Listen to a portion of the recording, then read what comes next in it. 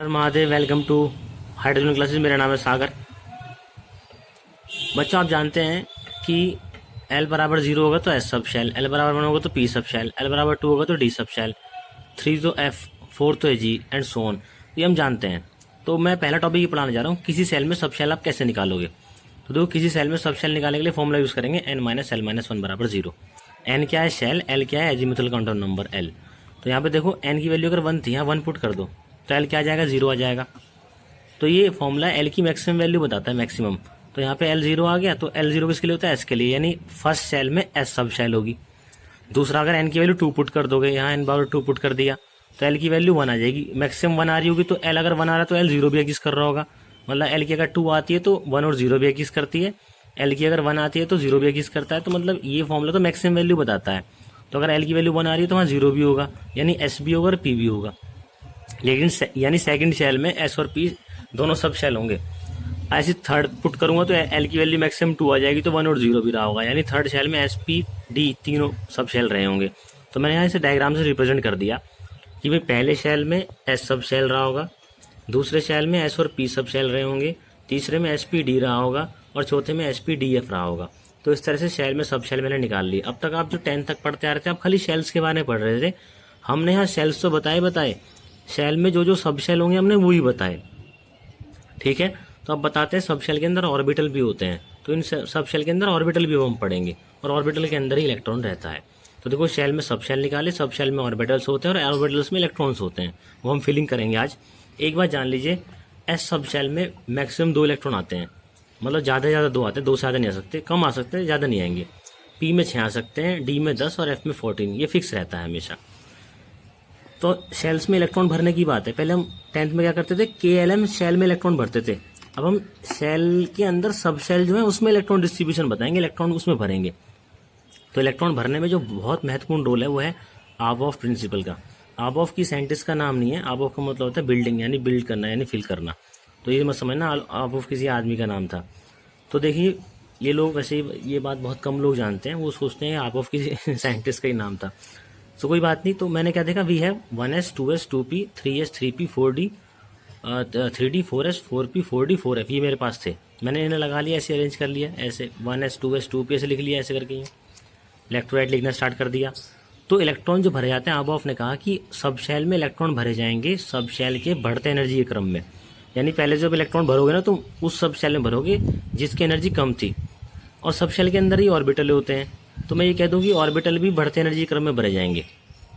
भाई अगर सब शेल पहले मैं कम एनर्जी वाला भर रहा हूँ, फिर ज़्यादा एनर्जी वाला भर रहा हूँ, तो यहाँ पे उसने यही कहा कि पहले कम एनर्जी वाला सब शेल भरा जाएगा इलेक्ट्रॉन से, उसके बाद अगले वाला भरा जाएगा। जैसे जीना नहीं होता, पहले पहली पैड़ी चढ़ोगे, फिर दूसरी चढ़ोगे, फिर तीसरी, पहले कम एनर्जी वाली, फिर ज़्यादा एनर्जी वाली, ऐसे चलते हैं, कम एनर्जी ज़्यादा की तरफ।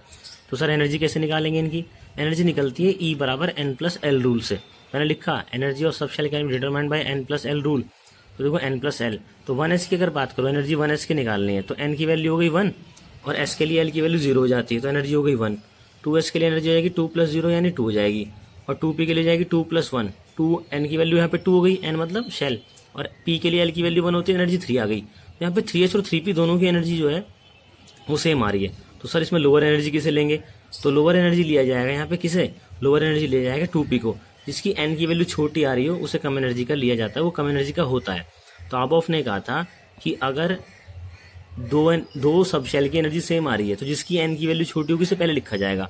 तो इस एनर्जी के हिसाब से उसने एनर्जी निकाली सबकी और फिर अरेंज कर लिया। तो अब देखो, पहले क्या लिखा, 1s, सबसे कम एनर्जी 1s की थी। फिर उसने कहा फिर क्या, फिर एरो देखो कहाँ जा रहा है, फिर जा रहा है 2s में, फिर 2s की एनर्जी, फिर उसने लिखा यहाँ पे क्या, 2p लिखा।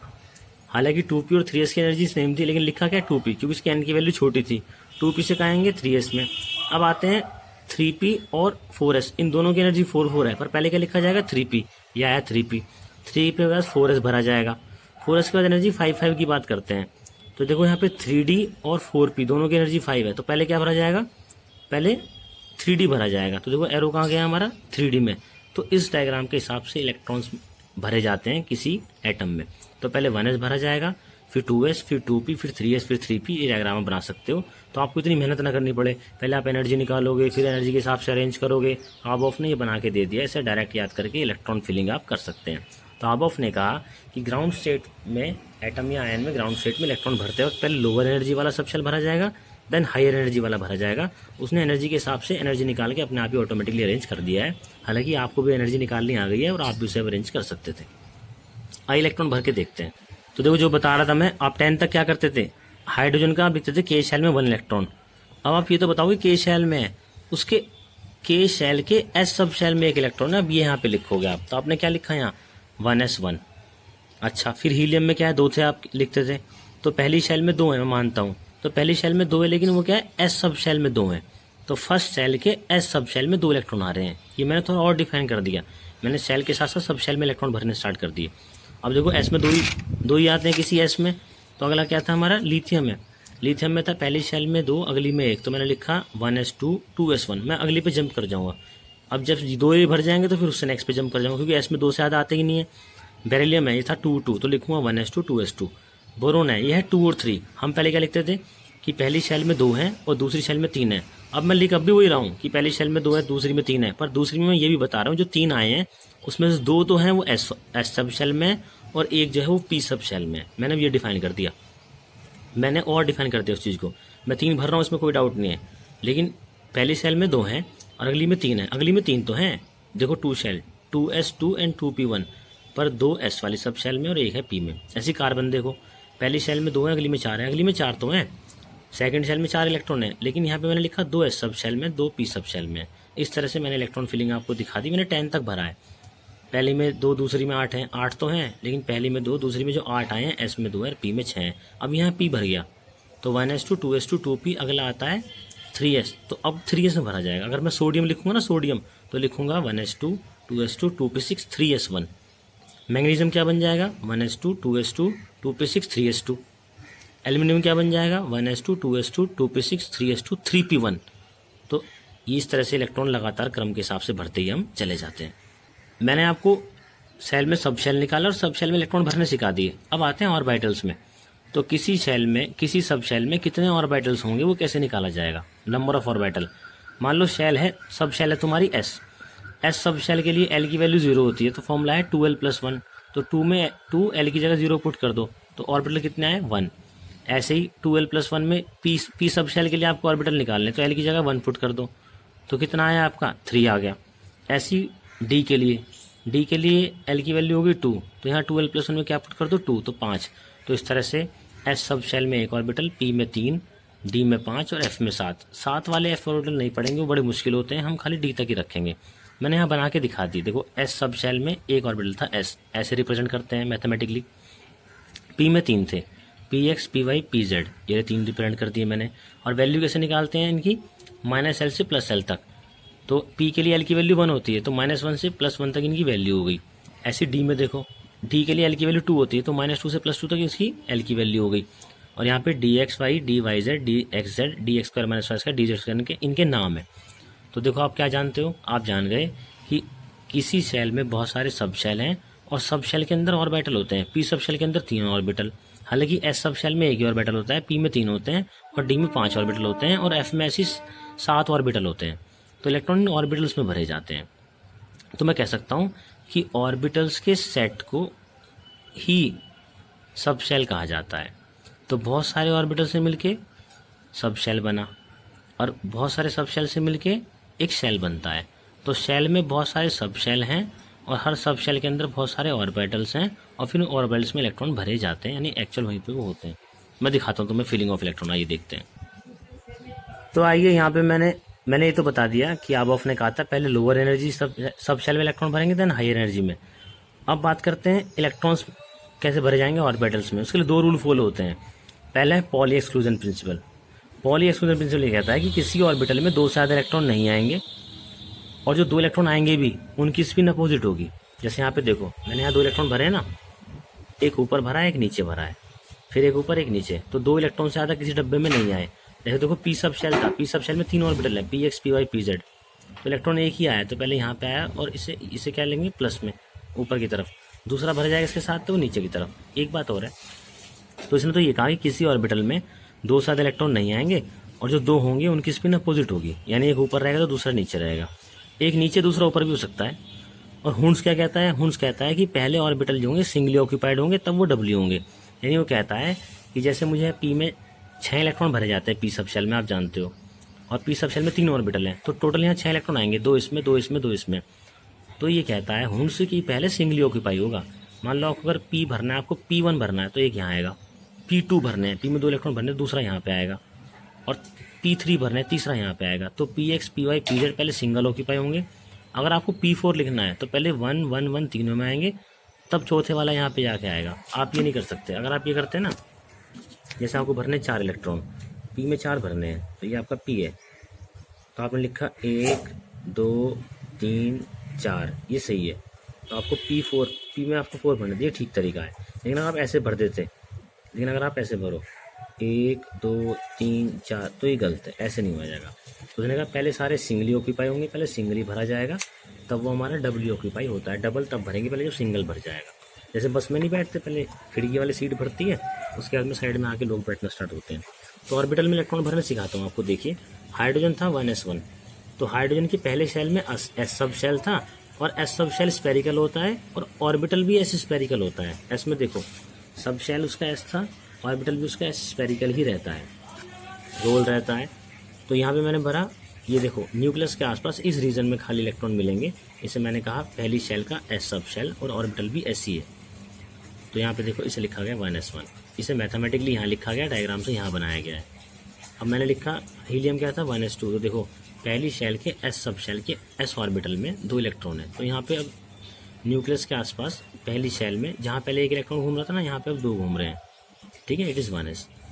लेकिन अब क्या हुआ, लिथियम की बात कर रहे हैं, वहाँ 2 शेल भी आ गया। तो 2 शेल, ये पहला शेल है, वो 2 शेल बड़ा होता है, नंबर ऑफ शेल बढ़ने पे साइज बढ़ता है। देखो ये पहला शेल था जहाँ मैंने थोड़ा लाइन बना के दिखाया, फिर दूसरा शेल है। एक्चुअल में ऐसी लाइन नहीं होती, तुम डिफ्रेंशिएट कर सको इसलिए बनाया है।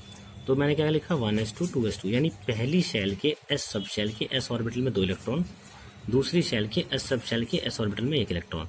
तो यहाँ 2s1, यहाँ 1 इलेक्ट्रॉन घूम रहा है बाहर पूरे रीजन में, और 1s वाले में 2 इलेक्ट्रॉन घूम रहे हैं ऐसे करके। तो इस तरह से। अच्छा, जो एक बार बताऊँ, जो 2s में इलेक्ट्रॉन ना, वो अंदर भी आ सकता है। 1s वाला तो खाली इस पहले रीजन में रहेगा, उससे बाहर नहीं निकलेगा, लेकिन 2s वाला अंदर बाहर कहीं भी इतनी दूर तक वो घूम सकता है, ठीक है। तो ऐसा था, जैसे एक छोटी बॉल हुई, उसके बाहर एक बड़ी बॉल हुई, फिर एक बड़ी बॉल है।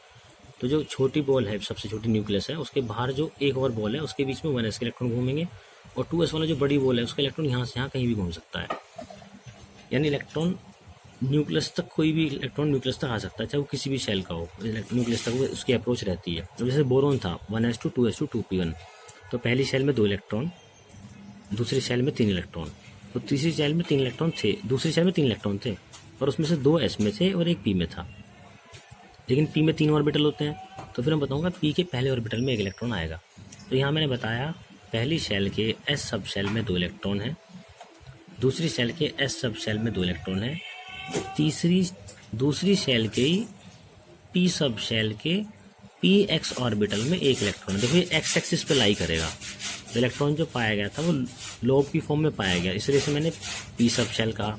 और क्योंकि ये एक्स एक्सिस में पड़ी हुई थी, एक्स एक्सिस में ऐसे था ये इस तरीके से, ये इसलिए कहा गया कि पी एक्स डायरेक्शन में हमारा था इलेक्ट्रॉन, इसलिए पी एक्स होने से कहा गया। तो ऑर्बिटल क्या है, ओरिएंटेशन बताते हैं इलेक्ट्रॉन की, इलेक्ट्रॉन पाई की दिशा में पाए जाएंगे। अब जैसे नाइट्रोजन था 1s2 2s2 2p3, यहाँ पे ये देखो 1s2, यहाँ लिखूंगा 1s2 2s2 2p3, ये देखिए आप, मैं लिख के दिखाता हूँ आपको। ये बनेगा आपका 1s2, ये बनेगा आपका 2s2 और 2p3, 1 2 3 2p3। तो देखिए पहली शेल के एस सब शेल के एस ऑर्बिटल में 2 इलेक्ट्रॉन यहाँ घूम रहे होंगे इस रीजन में, यहाँ पे एक छोटी वाली बॉल बनाई मैंने ये भी, और दूसरी शेल के एस में 2 इलेक्ट्रॉन यहाँ घूम रहे होंगे, और पी में 3 इलेक्ट्रॉन है, एक पी एक्स में है, एक पी वाई में, एक पी जेड में। यानी वो लोब की फॉर्म में जो थे, इससे बाहर नहीं निकलेगा इलेक्ट्रॉन, इसी रीजन में रहेगा, इसलिए मैंने इसे पी सब शेल कहा। लेकिन वो क्योंकि एक्स डायरेक्शन में पड़ा हुआ था, तो एक्स में था, तो इसलिए बोला पी एक्स। इलेक्ट्रॉन यहाँ पे वाई में घूम रहे होंगे तो पी वाई, ऐसे जेड एक्सिस में घूम रहे होंगे तो पी जेड कहा। तो जो पी एक्स का इलेक्ट्रॉन है वो एक्स एक्सिस में पाया जाएगा, ऐसे ही बस इसी लोब में, मैंने रेड कलर से डिनोट करा ऐसे। और जो पी वाई वाला है वो वाई डायरेक्शन में घूमता रहेगा, और जो पी जेड वाला है वो खाली इसी डायरेक्शन में रहेगा। तो पाया ये गया था कि इलेक्ट्रॉन ऐसे ऐसी अरेंजमेंट पाई गई थी एक्चुअल में। तो साइंटिस्ट ने बताया, इन्हें सेल और सब शेल और ऑर्बिटल में डिस्क्राइब करा ताकि स्टूडेंट इसे आराम से समझ जाए। तो आप ये बात जान लीजिए कि ये न्यूक्लियस है, ये पहली शेल है, ये स्फेरिकल होता है इसलिए इसे एस कहते हैं।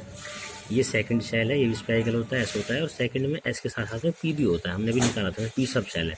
और पी सब शेल में 3 ऑर्बिटल होते हैं और हर ऑर्बिटल में 2-2 इलेक्ट्रॉन आते हैं। तो मैंने कहा था पी में टोटल 6 इलेक्ट्रॉन आते हैं, पी में टोटल 6 आते हैं। तो 2 एस में रह सकते, 2 पी एक्स में रह सकते हैं, 2 पी वाई में, 2 पी जेड में। अगर मैं नियोन भरता, नियोन होता 1s2 2s2 2p6, तो इसका डायग्राम बिल्कुल सेम ऐसे ही रहता। बस यहाँ पे पी एक्स में भी 2 होते, पी वाई में 2 होते, पी जेड में 2-2 इलेक्ट्रॉन में रहते। इस तरह से इलेक्ट्रॉन घूमता है। तो ये हमारी अरेंजमेंट हुई। आपको ये बनाने के लिए भी नहीं आएगा, खाली कॉन्फ़िगरेशन लिखने के लिए आएगा।